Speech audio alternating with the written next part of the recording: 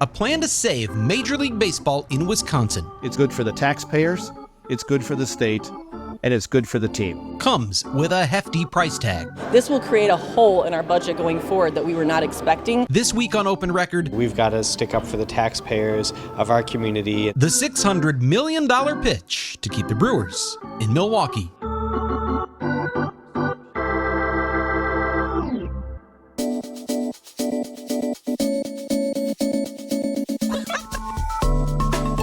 From the FOX6 studios, this is Open Record. I'm your host, Bryan Polcyn. I'm joined by Open Record's executive producer, Sarah Smith. Hi, Sarah. Hello. And we are joined this week once again by FOX6 political reporter Jason Calvi. Thanks for coming in, Jason. Thanks for having me on. And Jason, I know you've been working a lot this week. Actually, let me stop. Hold on, go back. We are recording this episode on Wednesday, September 20th for release on Thursday, September 21st. Jason, earlier this week, you were at, I still want to say Miller Park, American Family Field.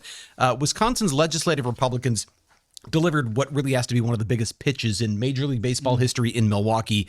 It was a $600 million public financing plan to fix up American Family Field, ensure the team plays baseball in Milwaukee for at least another quarter of a century through 2050. So much ground to cover here, but tell me about what you heard the details. We finally get the GOP version of this plan. What's in the plan? So it requires 3 pools of money that are going to be going into repairs of American Family Field. We can talk about exactly what those repairs, renovations, updates, improvements are later, but it's going to be state money. It's going to be more than $400 million, actually $411 million over the course of this lease, which would go through 2050. So $400 million state money. Then there's going to be a pocket of money from the city and county. Comes out to about $200 million for the city county, more for the county. It'll be about $5 million a year for the county and about $2.5 million every single year for the city of Milwaukee. And then the Brewers are also going to contribute money over the course of this lease in addition to higher rent. So it comes out to, I did the math this morning, it's about $140 million for the Brewers over the course of the lease that they'll be putting forward for these renovations, updates, improvements, repairs. Obviously, it's a lot of public money, and you said $400 million from the state, roughly, or more than $400 million. What's always interesting when you hear these kinds of conversations, and it's so funny, we're not in these conversations. We aren't the people, we aren't the power players. But when they're sitting at the table, the amounts they're talking about, they often, to try to make this palatable for everyone else, they say things like, well, if the Brewers weren't here, we wouldn't have this income. So this really isn't going to cost any money. Somehow they're selling us that $400 million isn't going to cost any money. What is their sell on that? What are they saying when they say that $400 million isn't coming out of our pockets? So where it's coming from, and I have all these documents for those who are watching the video podcast at home, but the Legislative Fiscal Bureau, which is sort of the nonpartisan budgeting math, they're the really experts at the state level, nonpartisan experts at sort of figuring out budgets and things like that. And they estimate that the income tax that's coming to the state. So every time a Major League Baseball player plays baseball in Milwaukee, whether they're the home team or the opposing team, they pay a portion of their salary to Wisconsin as income tax. And that's the highest tax bracket because these people are making a killing. A lot of money. Yeah. A lot of money. And so so the state contribution, so you're looking at that first year, $13 million, and it ramps up to a maximum of $20 million a year from the state, is what is estimated to be coming from income tax. Actually, it's not the entirety of the income tax that's going to be coming to the state. So what Republicans said is it's about 2/3, I think, or a portion of the income tax money that comes to the state of Wisconsin will go back to American Family Field. And I don't mean to jump ahead on this, but what strikes me about this is they're saying this is the amount of money we'll get from this deal. We're getting that money right now. Those players are coming to Wisconsin right now. So really the sell for this, if I'm hearing this right, Jason, tell me if I'm getting it wrong. The sell for this is all hinged on the fear that the Milwaukee Brewers will leave and go somewhere else. And we won't have baseball and we won't have this income tax and we'll lose everything if we don't do this. So it really comes down to the question, how realistic is it that the Brewers are going to leave? And that was what was very surprising when we heard Republicans talking about this proposal when they laid it out this week. We heard Representative Brooks say, he was one of the people that helped formulate this plan, that the Stadium Park District, that's the governmental body that owns the ballpark, It's a park district. They own the ballpark. It's a government body. And he said they're at risk of defaulting on the original Brewers lease. What is in the original Brewers lease? Well, that goes through 2030. The Brewers signed it. The park district signed it. And it says that the park district is going to pay for capital improvements. And they were going to keep that ballpark in the top 25% of ballparks competing with ballparks across the country. So when you look at those capital improvements, we're talking about the fact that now the stadium is more than 20 years old.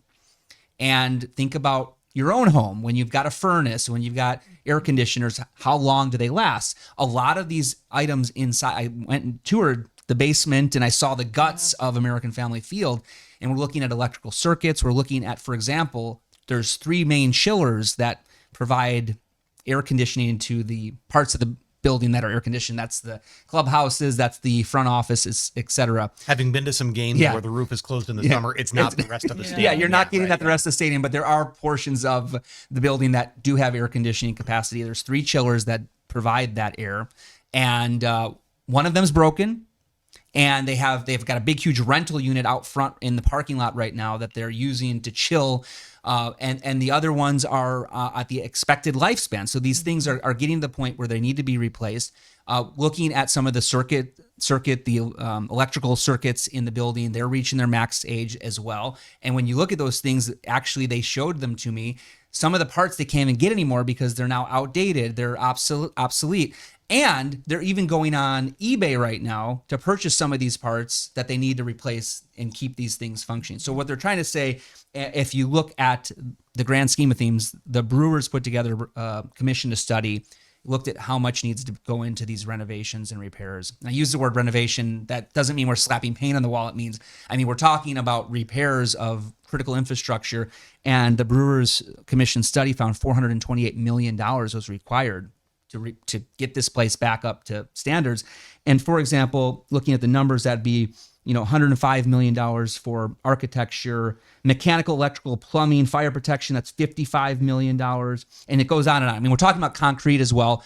If you walk around, you're going to see right now. If you walk around American Family Field, you're going to see construction crews replacing the concrete because as it ages over the course of 20 years, this is all original.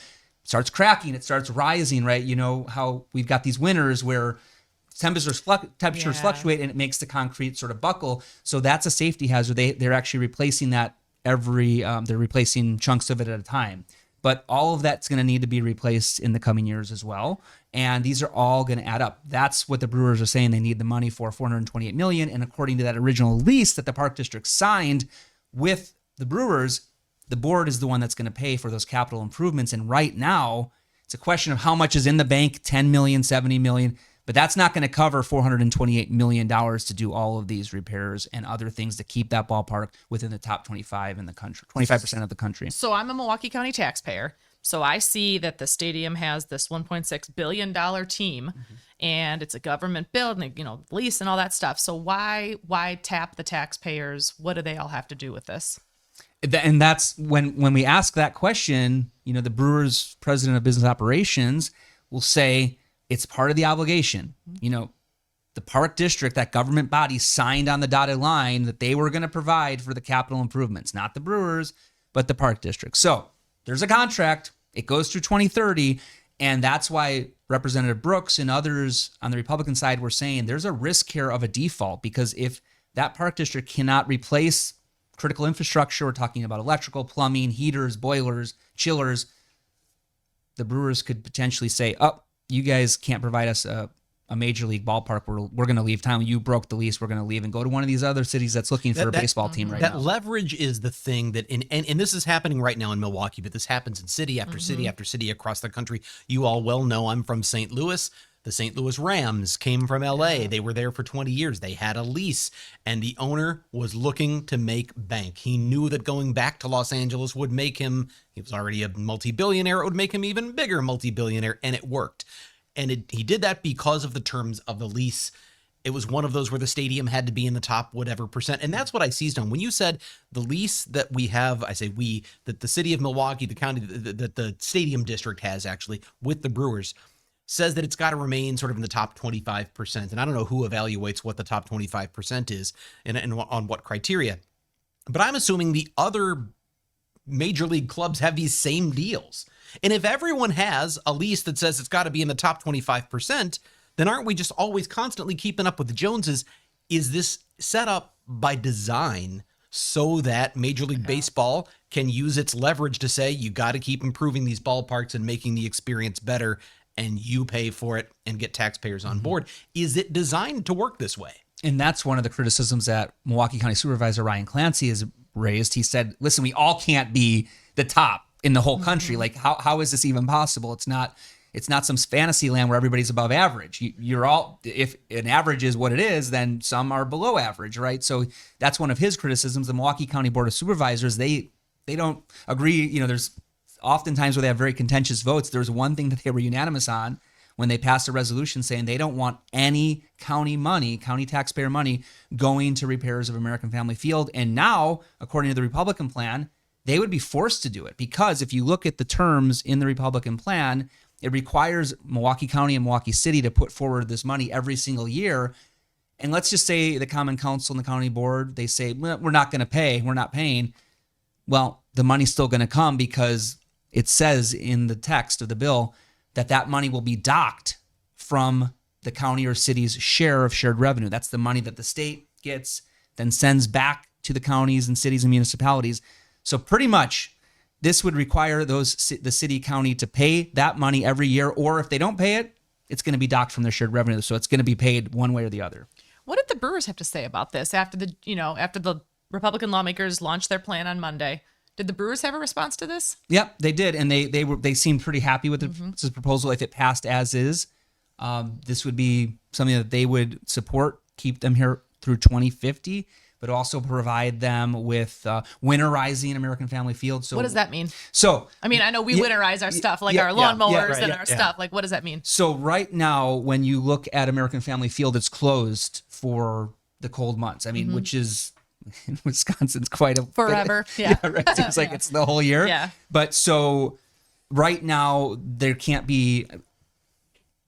It'd be very difficult to have events during the winter time. So what winterizing would do is it would provide heat inside that building to have events year round. So it was kind of interesting because the Republicans, when they laid it out, they're like, we can have monster truck rallies, or we could have big concerts, or they could have basketball games or a hockey NHL Winter Classic there.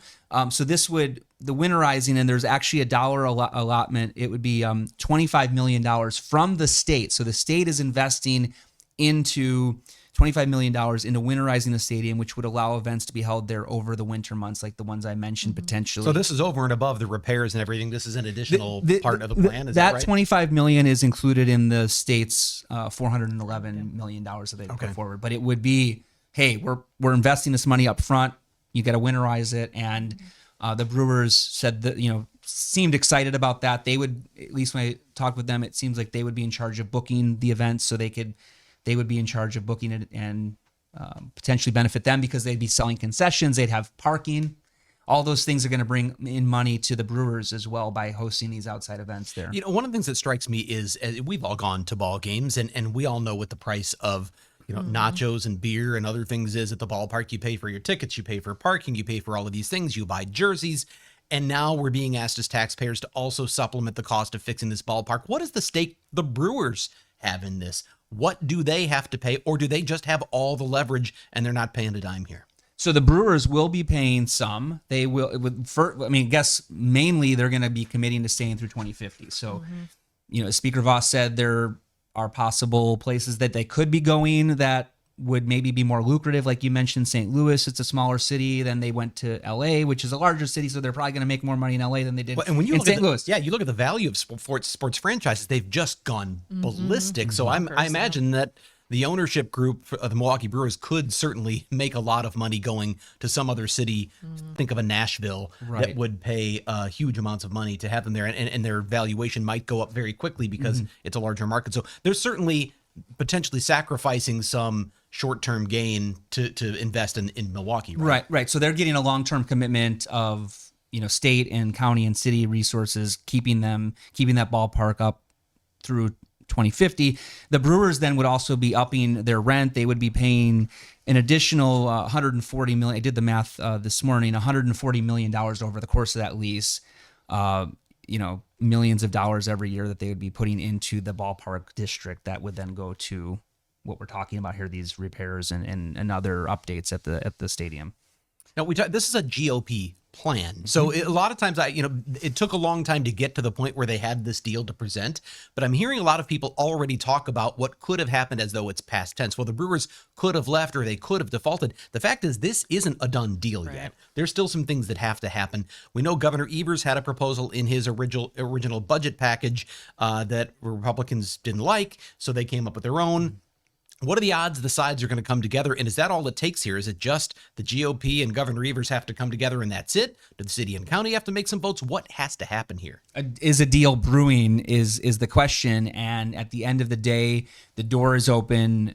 The Democratic governor, when that Republican proposal came out, his spokeswoman said it was unfortunate that Republicans didn't accept the governor's original plan, which was laid out back in February. That plan was to invest $290 million of the budget surplus. We had billions of dollars in budget surplus estimated in the state of Wisconsin. The governor said, hey, let's take $290 million, put it into these repairs, and then it'll be a lump sum payment. So it'll go in the bank, and then it will develop interest, and you'll have all this money to be able to afford all the repairs that are needed for. Did that come with any commitment to stay longer? Yeah, that would have stayed. Okay. So it was 13 years, so it would have stayed through 2043. Okay. So governor's plan, lump sum, $290 million, stay through 2043. Republican plan is yearly contributions from the state, county, city. So it adds other pools of money. It requires money from the Brewers. It also requires money from the city and the county, which was not in the governor's proposal. And it also keeps the Brewers here through 2050 as opposed to the governor's 2043. So those are sort of the main ballpark figures of what ballpark figures of what the differences are between the governor's plan and the Republican plan. Of course, some people would look at those ballpark figures and say, well, governor's was 290, Republican plan is actually 600 when you factor in 400 million coming from the state and 200 million coming from the county. Republicans counter and say, well, at the end of the day, you have to have all this other buy-in, and at the end of the day, what the state is contributing under the governor's plan would be similar to what the Republicans are when you factor in the interest that it would be developing with that initial investment of $290 million that the governor laid out. We do these things. I always think I should wait until this is over before we title the podcast, because ballpark figures would have been a great title for this podcast. The one thing though, okay, so you're all these numbers, and I can't even fathom how much money that actually is.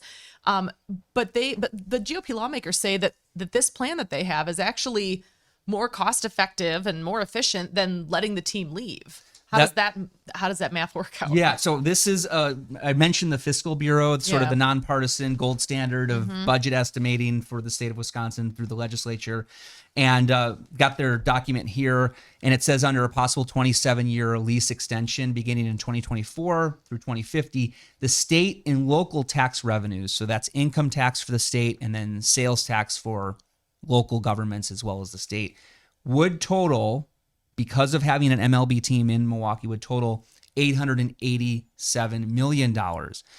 They're looking at the fact that there was a study. Let me pull this one out. This is a study from the MMAC, and it was done in 2020. Metro Milwaukee, what was Association of Commerce? Is that right? That's right. Business group. So their study found that look at this. The percentage of people from out of Milwaukee County that are coming to the ballpark, out of state attendees, 14%, state of Wisconsin, non-Milwaukee County attendees, 48. So 48 plus 14, 62. 62% of people going to the ballpark are from outside of Milwaukee County. So the Fiscal Bureau now is taking those numbers and saying, well, it's obvious that people are coming to the ballpark that are not normally going to be coming to Milwaukee. And so they're factoring in this $887 million in income tax as well as sales tax generated specifically because there's a Major League Baseball team in Milwaukee. Now, people would debate that. There's scholars out there that would say at the end of the day, people are not spending more. They have a flexible amount of money that they're using for entertainment, and it's either going to go to a movie or it's going to go to the ballpark. But at the end of the day, because of people are coming from outside of the county, they might go to their local movie theater, but they're coming to Milwaukee for the baseball game, or they're coming from out of state. The Fiscal Bureau is estimating that $887 million would come to the state over the course of this lease, 27-year lease extension through 2050. And that's more money, obviously, than taxpayers are being asked to pay. So they're saying there's a net gain. I still come back to the fact that that's all predicated on the idea that the Brewers would leave otherwise. And if the Brewers leave, this is what we lose, which comes back to a question. And I've got some other things I want to address. I want to talk about the idea of what people are spending outside the ballpark. You just reported, we've reported on this issue of the beer district. We'll come back to it. But what are you getting this? I know you asked a lot of people, a lot of politicians this week, this question. How close have the Brewers actually come to leaving? Is this sort of false leverage, or were they really like, we've got a plan, we want to go to, Oregon or Nashville or whatever? How close are they to really leaving Milwaukee? And that was my question for Brewers president Rick Schlesinger. How close were you to leaving? He wouldn't answer. He said, listen, we're excited about staying. I followed up, but how close were you to leaving? I answered the question.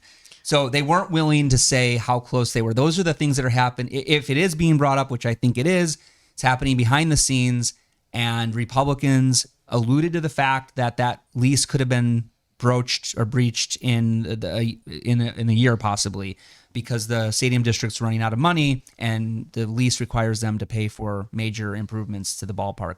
So I'll be the skeptic who says those leaks, and because it's never Rick Schlesinger getting out there and saying we're going to leave. There's leaks and there's a story, and a story says the Brewers are going to leave, wherever those come from. Those work better when you're trying to get a deal than once you have a deal. You don't want to threaten to leave when you think you have a deal, because now we're all friends. But it does make you wonder, was there ever really a plan to skip town, or was this a threat to get money? And I think that's the question taxpayers, because there are a lot of people. I mean, I look at the people who are at the table, the people who are negotiating this. They're power brokers. They're the Brewers. They're the Republican lawmakers. They're the governor. They're business groups. But the taxpayers don't have a seat at the table. I mean, their elected representatives in theory are representing them, Right. but they don't have there's not a specific person there. But there are a lot of people who think the wisdom of public financing of major league ballparks in all sports is not so great. And I do wonder if, how important that dangling of the threat is to getting this job done. It seems like it moved the ball here pretty quickly. Yeah.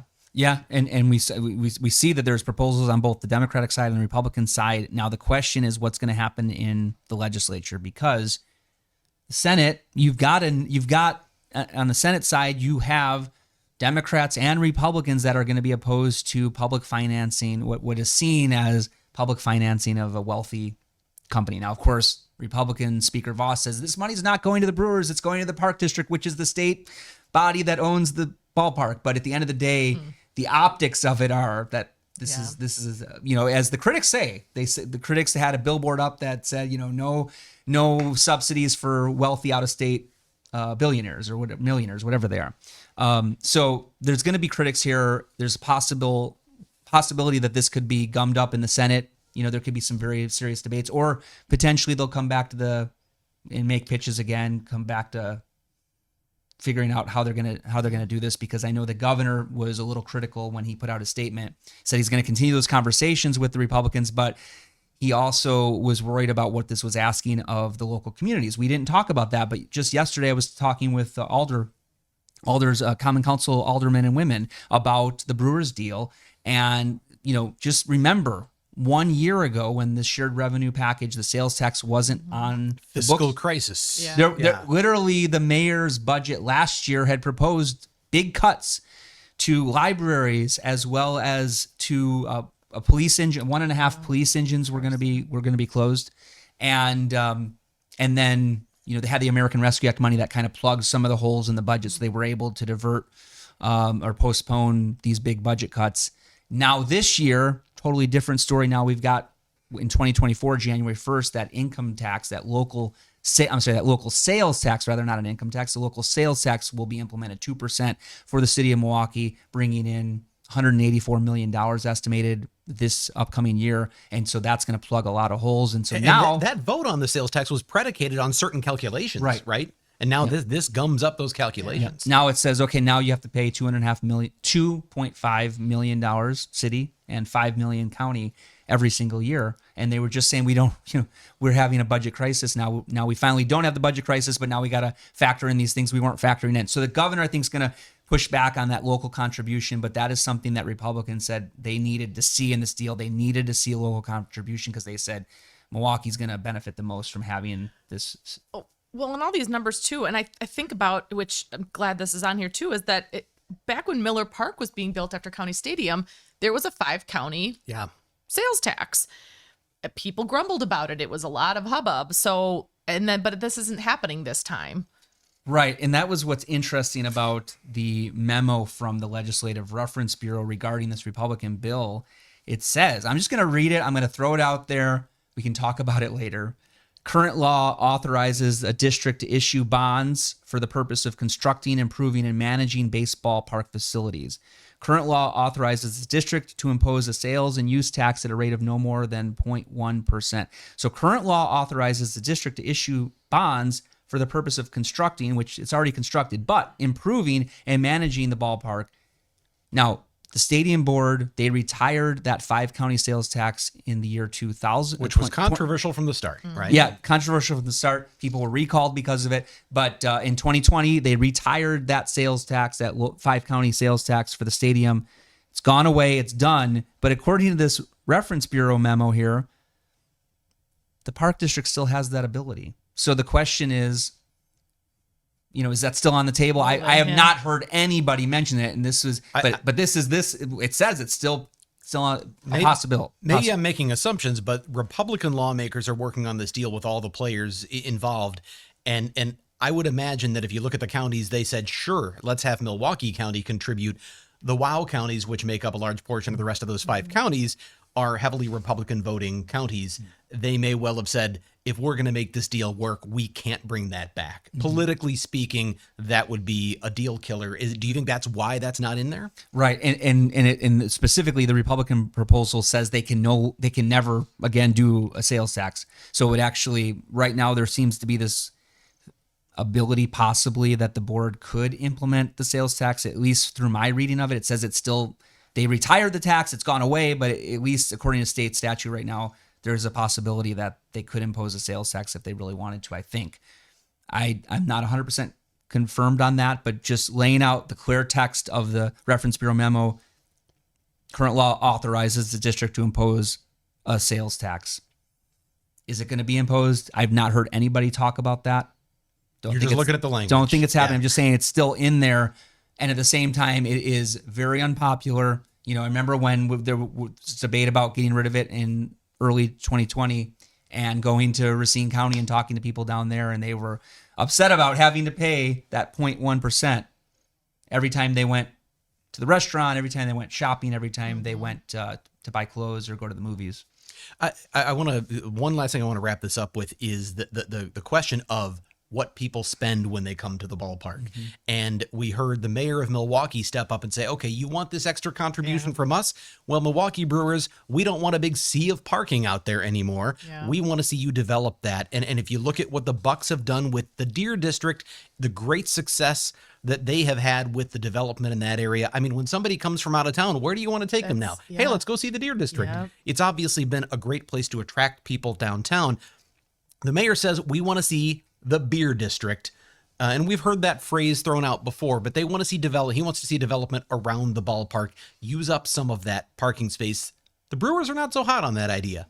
Right. No. So Rick Schlesinger said that, he wants to be protective of what he called tailgating culture. And that's very real in Milwaukee. Yes. Yeah. And the mayor pushed back on that and said, listen, you can have both. He said they have, and this is his words, Mayor Johnson, they have a lot of parking. He said they are smart enough to come up with a way to have parking sufficient enough for all the visitors as well as tailgating and then having development there. So what he's talking about is like we see in the Deer District. He pointed to Titletown outside Lambeau. He talked about Camp Randall as well as sort of, listen, you don't have to look far to see ideas of how this could potentially look. Hotels, restaurants, bars, even housing, potentially housing, apartments, etc., could all be on that on their acreage that they have there. That's a lot for parking. Right now, the county estimates there's 13,000 parking spots at American Family Field, and just compare that with Disney World's Epcot Center. That was that's whoever came up with that. I got to say, from a political standpoint, that's quite a comparison. More parking than Epcot Center. Yeah, Epcot has about 11,000. American Family Field has 13,000. So maybe they're going to build a monorail, and get people to the stadium. Right. That takes us to the streetcar. That's a whole different story. In any case, the idea though is he's looking at, or the mayor wants to see a hybrid. He wants to see entertainment district, and because I can't see losing tailgating at Miller Park. Right. It is. I mean, it's maybe as ingrained in the Brewers baseball experience as any other part, even the game itself. And just to defend or to present the argument against, or at least some of the criticisms of potential beer district, is the fact, at least Tim Sheehy yesterday, who's the park board chairman, he said, look, when you look at the numbers from this report I mentioned from the MMAC, 62% of the people are from outside of Milwaukee County, so they're driving in. They're driving in from Chicago for the Cubs games, et cetera. They're driving in from around the entire state, from the WOW counties, et cetera. And so they do. He said we need parking. And do they need 13,000 spots? When you guys go, how many spots are open? I don't know, but the Brewers say they want to protect that culture, and he was Schlesinger was still open to the idea of somewhere down the road having some development on the parking lots. He said, I'm watching these proposals. They're very interesting, but at the end of the day, is it going to happen today? No. Could it happen in the future? Maybe. Before we go off the record, I thought about this. This process started before the season began, so I can't say that they planned it this way, but I do wonder if the parties involved in trying to get this deal through are extra happy that the Brewers are looking like a playoff team. Yeah. Because if this was a last place team right now, can you imagine the blowback over spending this kind of money? But you've got a playoff team. There's excitement. There's emotion positive emotion tied into the team.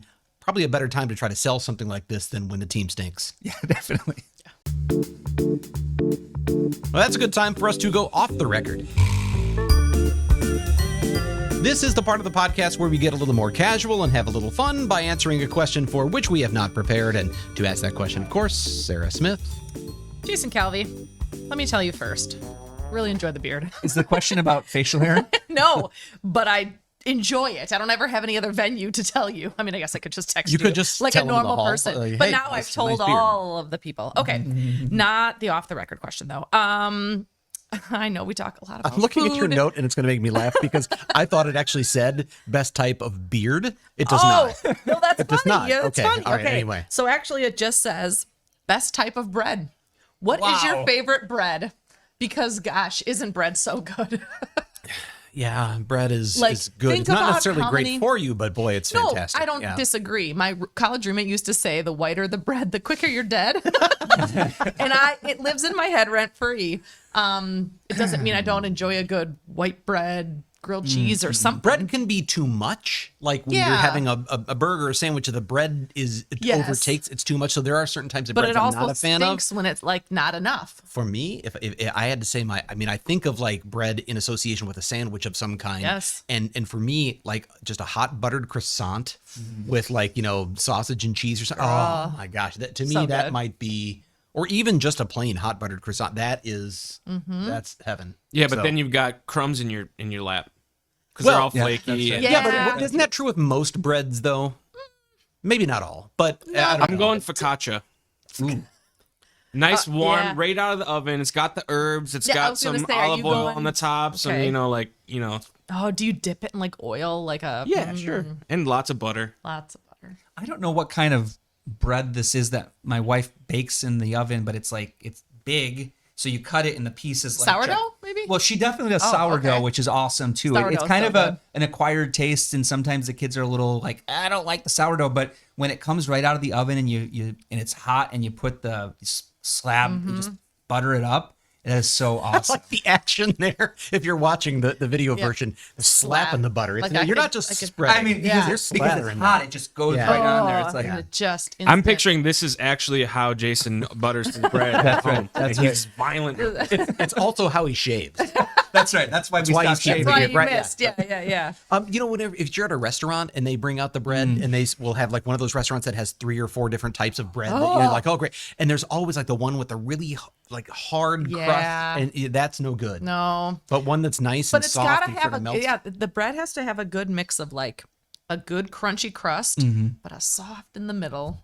Yeah, but it can't be too. I feel like if you bite into it and Yeah. it hurts your gums, that's too crispy. Like dry of a Captain crust. Crunch. That's why I like whatever this thing is that my wife makes, because the outside is nice and crunchy, but there's this big, huge middle section that's nice and soft. And awesome. Speaking of the restaurant breads, the one with the seeds, that's the one I'm going to go to. Like it looks like it's whole wheat, but it's got all the seeds in it. Okay. You know what I'm talking about? Like a multi. Oh. It's probably a multi-grain. Yeah, it's like a multi-grain, Healthy but bread. it's like healthy, and you just feel like, Okay, I have 2 of those. You're a culinary guy. Do you bake bread or no? Or no. I have attempted it a few times. So now I attempted it, an Italian loaf. It didn't rise. It was basically flatbread, but it was still delicious. Flatbread's still good. And then now we bake focaccia bread. We have a special gluten-free flour that we use by, I won't say it, but because we're not sponsored. But We could get a sponsor. We could get a bread sponsor. we could. Hot But bread every now we week. make this focaccia bread that it's amazing and fluffy, and if you would not know it was. Do you get to gluten-free. do this with your fingers on it? Yes. Oh, that's like. But you have to, you got to put all the olive oil on Like there a so it doesn't massage. stick. But yes, you do the push. It's like a bread massage. You know what I'm realizing is in this conversation is what actually makes bread good is butter or olive oil. Yes, I mean yes, that's what yeah. makes bread. Well, truly, bread's just the vessel. Like That's whatever right, you yeah. put on it, it's the best. Absolutely. Well, we've resolved another food question that is that we're focaccia bread or something good and soft with a nice crispy crust is the answer. with lots of butter. Slap of With butter. you and you slap the butter on. If you have a topic you'd like us to discuss on Open Record or an issue you think we should investigate for Fox 6 News, send your emails to fox6investigators@fox.com. Sarah, as always, thank you. Jason, both of you, thanks again. I jumped right. I didn't know if I should say and something. cut you right off. Head nod. So it's that seemed Said I insincere. made a but no, weird mouth really. voice. Thank you, Sarah. Jason, thanks for coming on the podcast. Anytime. As always, thank you to the people who make this podcast possible, including our editor, Dave Machuda, and the man behind the switcher, Cale Zimney. With that, I'm Bryan Polcyn. We'll see you next week.